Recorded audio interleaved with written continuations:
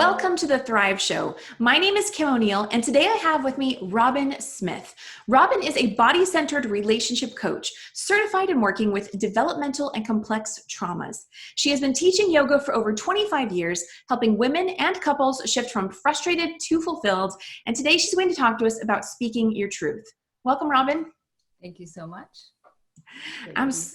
It's wonderful to have you here. So, Robyn, I want to just open up with, as a body-centered relationship coach, why do you want to talk to our audience today about speaking your truth? I love that question. And, it's one of the most common complaints that I get from women is that they are having struggles in their communication with their partner. And so from what I found, that when you learn to speak the truth and what we call the unarguable truth, that helps kind of cut the problem in half. So it's a great core technique to have to just help you have a smoother, easier communication. Nice. Thank you for sharing that. So now let's get a little deeper into some of the semantics of speaking and your truth. And let's talk about those I statements versus you statements. What can you share with us about that? Yes. So the kind of the lowdown on that is that most of us, we think in I statements, but we often speak in you statements, even when we're talking about ourselves. When you feel blah, blah, blah, when we're really thinking when I feel. And so the problem with you statements in a relationship is that when you use them, you're often kind of pointing the finger, talking about someone else's experience or what you did and what you said. And people are likely to get defensive when you do that.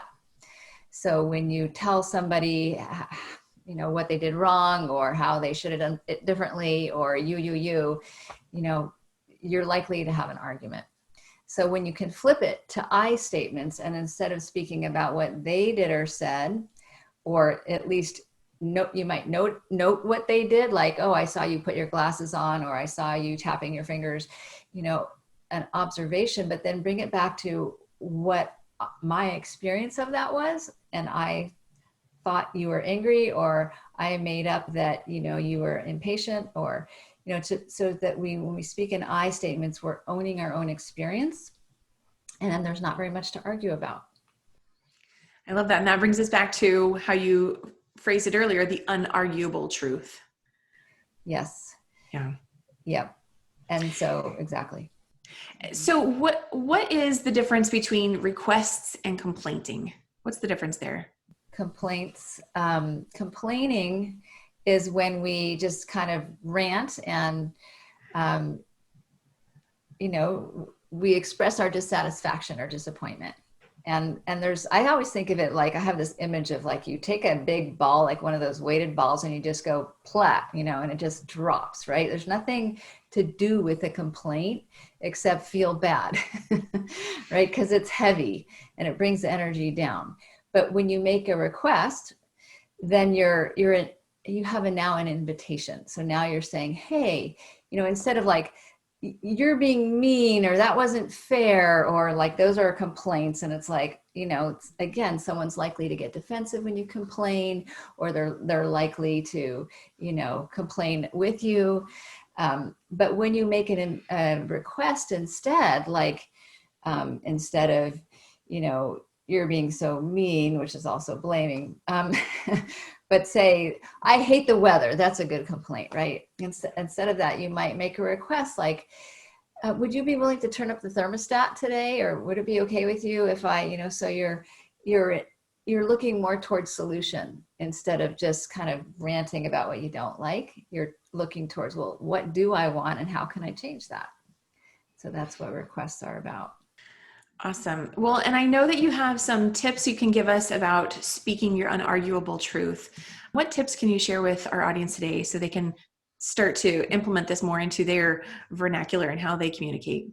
Absolutely. So a good place to start is with your 5 senses. So noting what you're observing, which would be unarguable if you use I statements.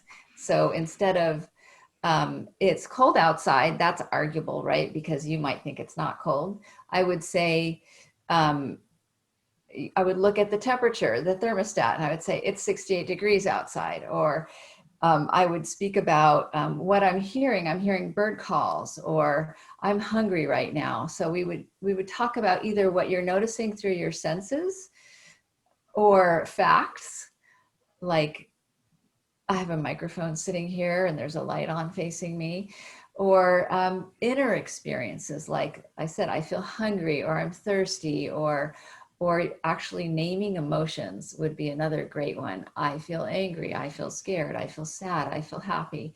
So those are all unarguable. If you can really Right. to it. Am I using an evaluation? Am I saying good, bad, nice, ugly? Those are arguable because they're opinions. And then, so if we stick to the inner facts, especially my inner experience, especially, it's super unarguable. And that way you get yourself out of the trouble of, combat and conflict in your relationship. What would you say is the benefit to learning how to speak your unarguable truth? What is the benefit of that onto a person's body? I think there'll be, it's an interesting question. I haven't thought about it that way, but my sense is that for me, at least, when I'm in truth, I'm in integrity with myself, right? Versus complaining is kind of, like I said, downward energy, or blaming is kind of up and out, and it's intense and agitated energy. So for me, there's more calm, although not all the time, because sometimes it's very scary to speak the truth, right? It's because we feel vulnerable to say, like, I feel angry right now.